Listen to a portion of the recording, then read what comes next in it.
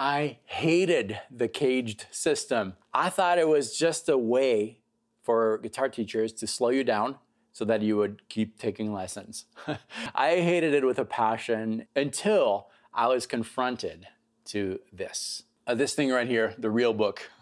That was back in early 2000s. I was called for a gig and I was told, oh yeah, easy, we'll just use the real book. In my mind, which has never used a real book before, I thought, oh, easy. I'm just gonna read the chords. Pentatonic scale is going to help me throughout the whole thing. I'm just gonna look at the first chord. Let's say this. Okay, here's the song, Fall. Okay, it's F sharp. I'd rather E or A, but F sharp 7. Okay, that's a major chord. I'll just use F sharp major pentatonic. I'm good to go. When it's my turn to solo, it's gonna be great. I'll just follow the chords. And then came the gig. I didn't go through the songs. I just knew which songs we were gonna play. And I just opened to the first song, which was this one right here, Heaven, by Duke Ellington. Okay, cool. B flat, major 7. I can play on a major 7 chord. G7, flat 5. I'm gonna fake it. C7, sharp. Those chords were weird, but I made it through. You know, in jazz, what they do? They take turns for solos. You know, take 2. Okay, take 2 chord progressions. He does it, she does it, and then it's my turn. And I go with my B flat major 7 chord, and you know what? It sounds like crap. It sounds horrible.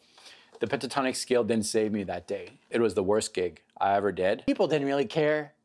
You know, people are nice, plus there was tons to drink that night. But I knew that I could do better, and I started researching things.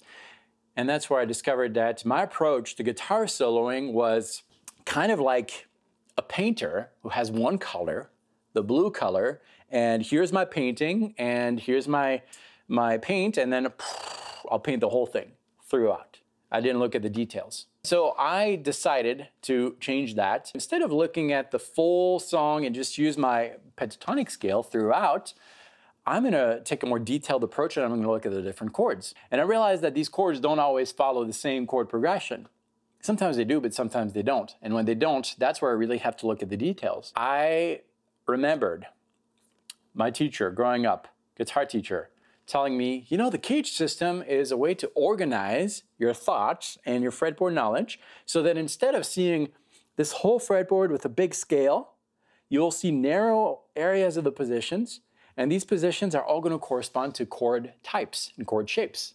That clicked for me. So I looked at the CAGED system again, and it completely changed things for me. Now here's a backing track, 3 chords that are on key, and I'm gonna show you the difference. So these chords are first B minor, D, and G. What I could do is just play B minor pentatonic, right?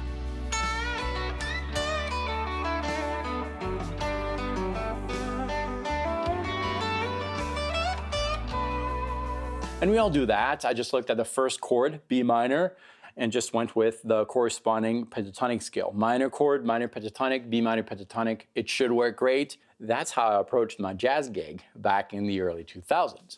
It didn't work because there's another way.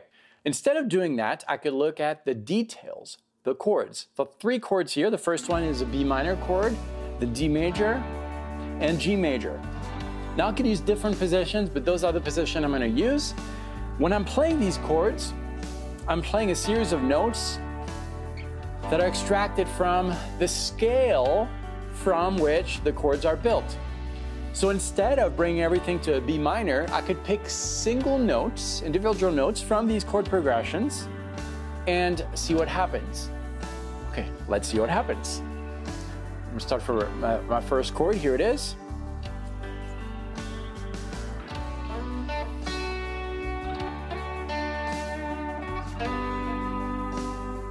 Okay, what is the difference between what I just played and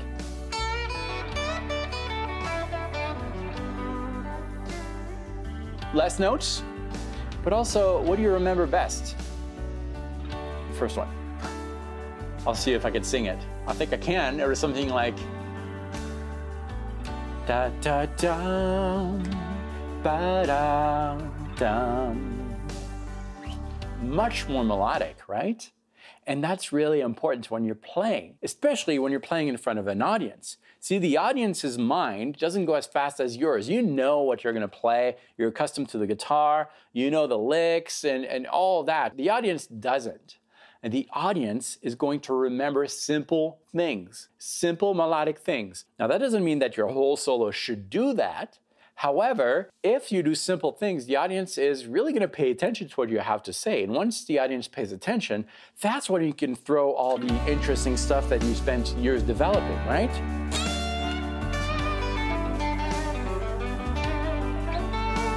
It's a blend of both.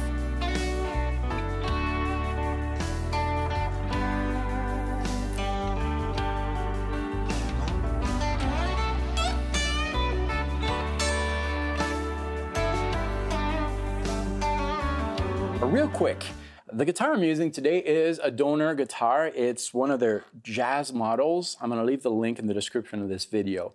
Donor guitars are super affordable guitars. This one was about $130. It plays great. I've been using this month in my videos, and I really love this for practice. As a practice guitar, I don't mean a beginner guitar. You can use this at any level. It's well set up. I'm gonna leave the link in the description of this video if you wanna check this particular model. This was, again, on Amazon. I bought this for about $130 or $40, I can't remember, but very affordable, and it comes with a gig bag, comes with everything you need, and it's great. I'll be using this in several videos this month. Okay, so back to what we were talking about. That caged system just is a way for you to focus on the chords, the details. I had another gig with that band and I played the same song, this one right here, which was Heaven, that was part of the set list. There were other songs. And again, I didn't really study it that much.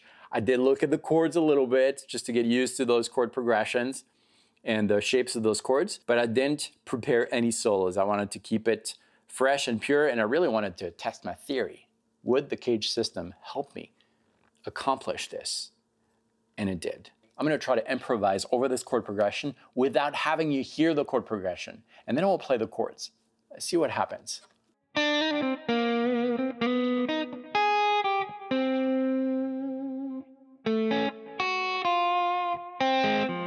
Yes, it's a cheesy solo. It was cheesy jazz. But you should have heard the chord progression. You should have heard something like this.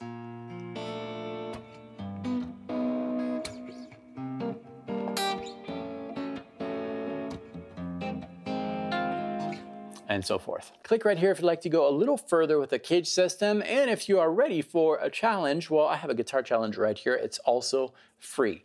It has to do with today's video too. Thanks for watching this. I'll meet you right here or right here.